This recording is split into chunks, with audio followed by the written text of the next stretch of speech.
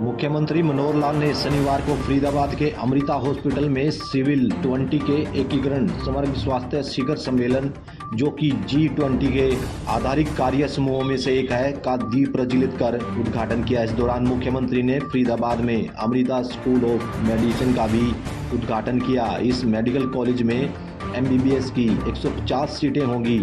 इस medical college के बनने से फरीदाबाद में 3 मेडिकल कॉलेज हो गए हैं। इससे लोगों को बेहतर स्वास्थ्य सुविधाएं उपलब्ध होंगी। इसके अलावा मुख्यमंत्री ने परिसर में नवनिर्मित ऑडिटोरियम का भी उद्घाटन किया। इस ऑडिटोरियम में लगभग 1200 लोगों के बैठने की व्यवस्था है। सेमिनार को संबोधित करते हुए मुख्यमंत्री ने कहा कि शरीर को स्वस्थ रखने के लिए पर्यावरण संरक्षण की दिशा में भी हमें आगे बढ़ना होगा।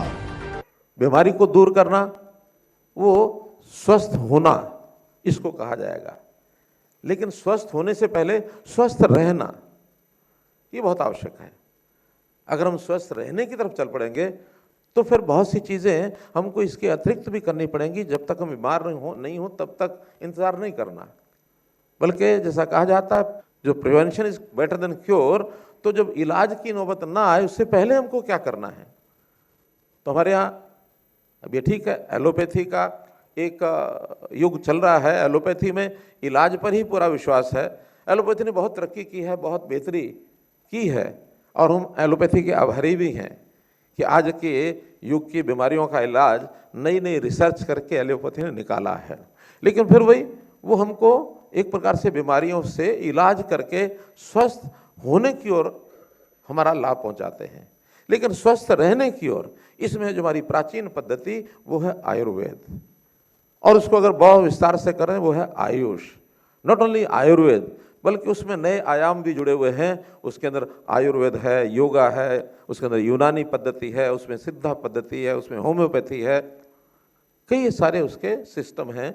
इन सब को भी हमको डेवलप करना पड़ेगा ताकि हम बीमार हो ही ना।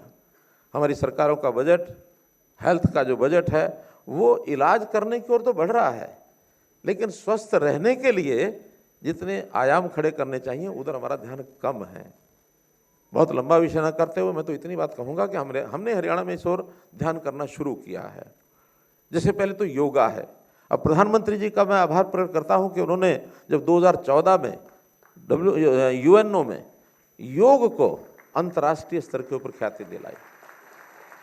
21 जून को अंतर्राष्ट्रीय योग दिवस, ये अगर किसी की इनिशिएटिव से अगर दुनिया ने स्वीकार किया तो 170 देशों ने इसको उस विषय से ऊपर, बहुत लोग तो पहले मानते रहे होंगे कि ये तो केवल एक संतों का, साधु सन्यासियों का, आश्रम में बैठे लोग, उन्हीं की एक क्रिया होती है शरीर की, वही योग करते हैं। बड़े बड़े योगी हुए हैं। उन योग की सुविधा को लंबे समय तक लेकर के चलने वाले उन्हीं को श्रेय जाता है। लेकिन इस योग को सामान्य जन की जीवन पद्धति में लाने के लिए अंतर्राष्ट्रीय योग दिवस, और उसके बाद भी बहुत ऐसे सन्यासी हैं, योगी, ऐसे महापुरुष हैं जिन्होंने इसको सामान्य व्यक्ति के जीवन में लाकर खड़ा किया है। अगर उसमें बहुत नाम लिए जा सकते हैं, बहुत संस्थान लिए जा सकते हैं। इस उत्तर भारत के क्षेत्र के अंदर मैं नाम लूं तो बाबा रामदेव ने उस योग को घर घर में पहुंचा दिया। प्रातःकाल हजारों की संख्या में लोगों को बाहर निकाला, घर से बाहर।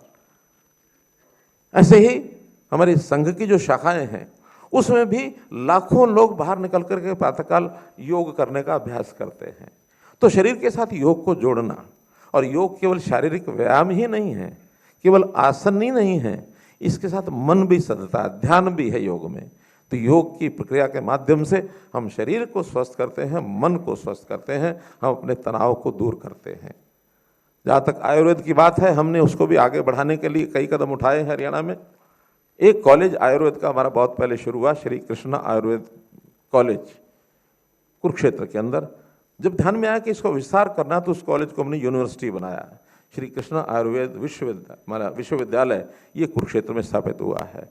ऐसे ही भारत सरकार ने एक अखिल भारतीय आयुर्वेद का संस्थान NAI ये कुरुक्षेत्र में स्थापित करने के लिए एक 250 करोड़ रुपया लगा करके उस काम को भी हमने शुरू करा दिया है। एम्स जिसको कहना चाहिए, आयुर्वेद का एम्स।